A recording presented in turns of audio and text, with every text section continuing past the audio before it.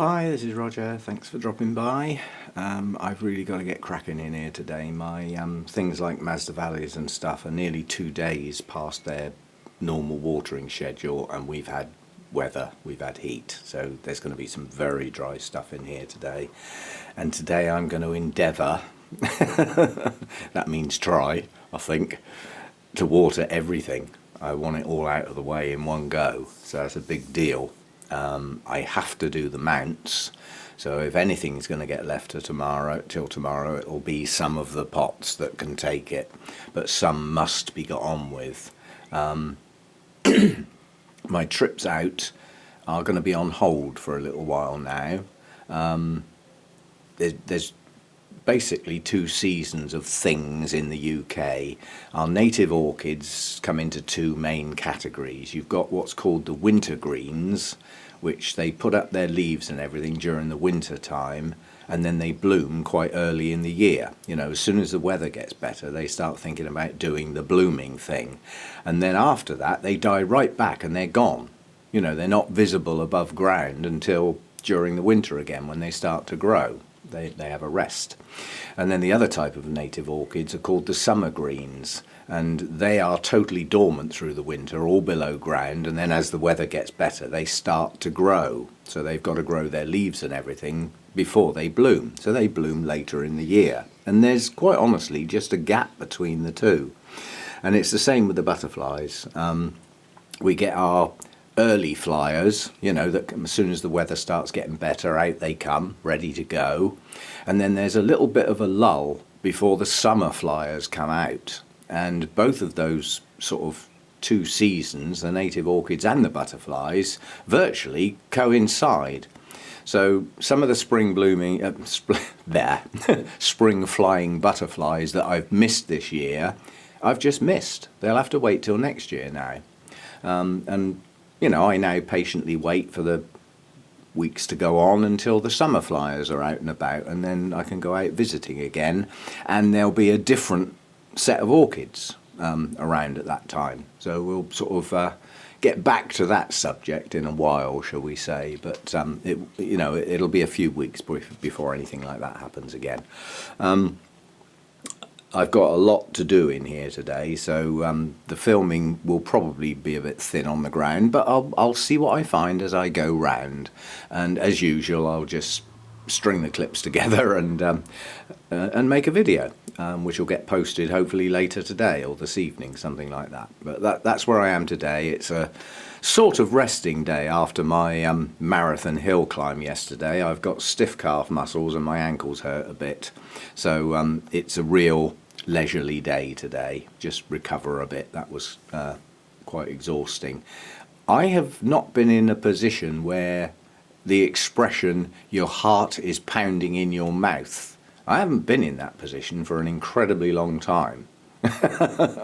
And to get it reoccurring quite frequently trying to get up that hill was, one, a trifle worrying, and two, learn the flipping lesson next time. Find an easier way. So yeah, I won't be doing a hill climb like that again. You know, I'm not 20. You know, I'm heading towards 70. There's a limit to what you can do. Otherwise, you just, you know, start doing damage. So yeah, lesson learned. Okay, I'll get on with this lot and see what I can film as I go round. Well, the first thing is Stinky has got to go. That pseudo bulb is totally depleted. I mean, that was a plump, fat pseudo bulb. The surface of it is genuinely like that, but all those recesses weren't there, and the flower spike's just taken all of its energy. So the only chance that pseudo bulb's now got of pushing out a new growth, which is what it needs, it's what I was hoping the stinky flower was going to be, but it wasn't, is to get that flower spike off. I mean, it's dying back anyway, and quite honestly, for the sake of the plant, I shouldn't have let it grow. There's one under there that hasn't opened yet, but I'm going to take it off. I need the plant to survive, you know, if it's capable of surviving, so off it comes. That shouldn't be difficult. It's a single spike. There we go. And it never really did get stinky, to be fair. But Ugly, yes, but stinky, no. Right, let's get on with the rest of the stuff.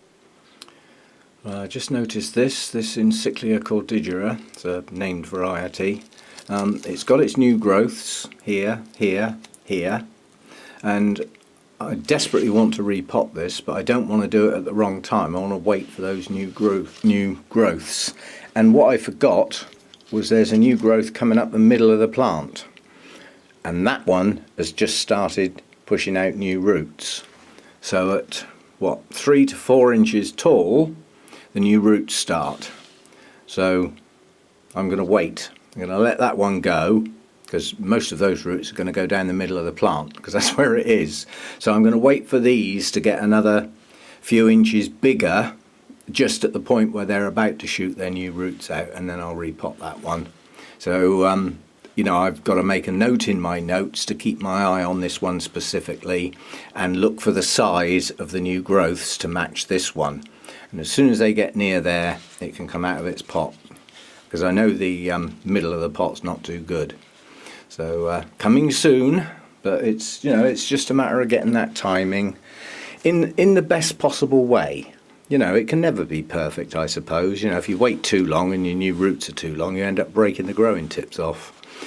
But yeah, I mean, if you can get the timing good, then you don't set your plant back so much, and then it gets on its way a hell of a lot quicker. So that'll be soon. I think that's one of the few that's actually left to do.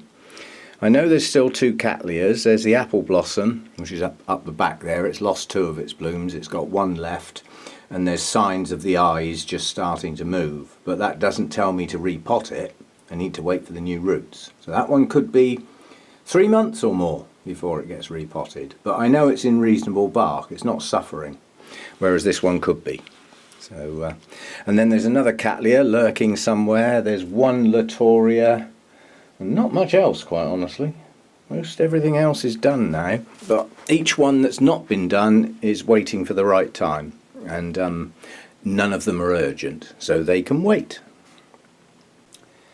Ah, that's a bit of a shame, but it did last well. That Catatante spike is just, you can see the blooms are, some are about to drop, most are fading, and quite honestly, this plant is not that happy. So for the sake of the plant, the fact that those blooms aren't long for the world, I'm going to take the spike off.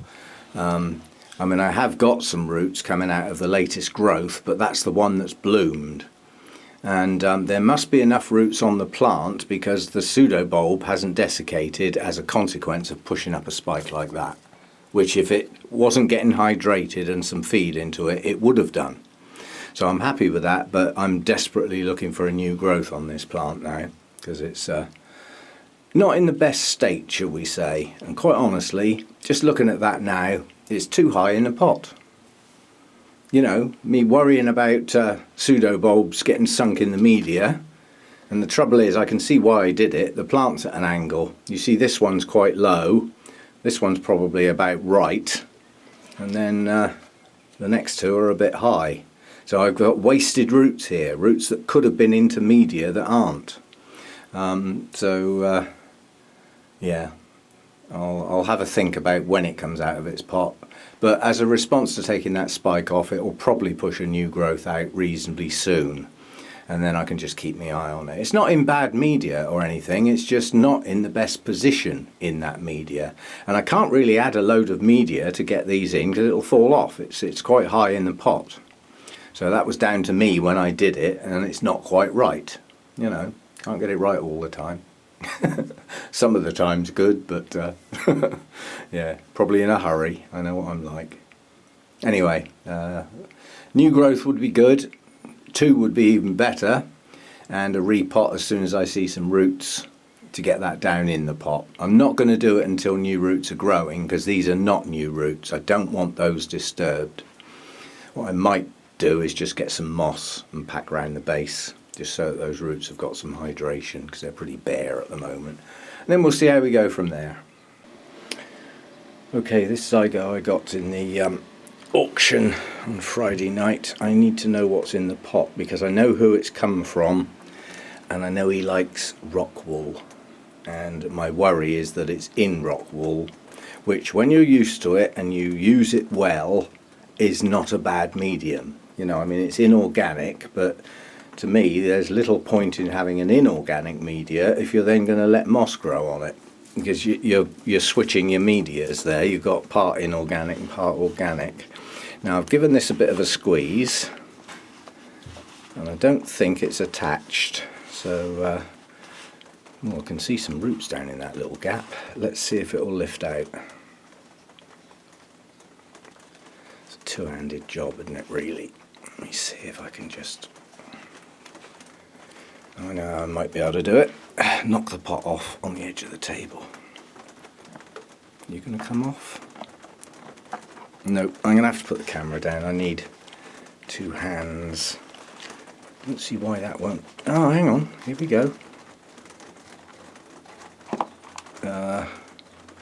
I'd suggest that's not a bad root system. Well, that's pleasing. And there are some green growing tips, but yes, as suspected, it's growing in rock wool, which means those roots are sodden. And you can see rotting takes place. It stays too flipping wet. Now, unfortunately, from my point of view, if I take that out of the pot, let's have a look around the new growth.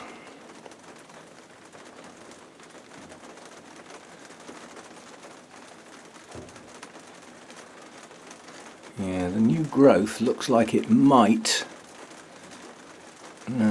see, the new growth hasn't done new roots yet, I don't think. So it might be an idea to try and deal with that. But if I take it out of this media and put it in something else, it's a dramatic change for the poor plant. And it'll be a bit of a culture shock. Nonetheless, it's wringing wet. And you saw the last one that, so I'm taking the moss off to get some air around the plant. I don't like the base of plants being absolutely wringing wet. It just can lead to rotting. You know, it's just not necessary. Sounds like I'm having a go at the grower. You must be flipping joking. That guy's got his name on more cups than I will ever even see. I mean, he is a good grower. But you can see what I mean. You know, there's rotting around the base. It's not ideal. And the chances are this was a division or a young plant, and he knows that's not going to go in a show for ages, so he puts it to one side, and it either does well or it doesn't.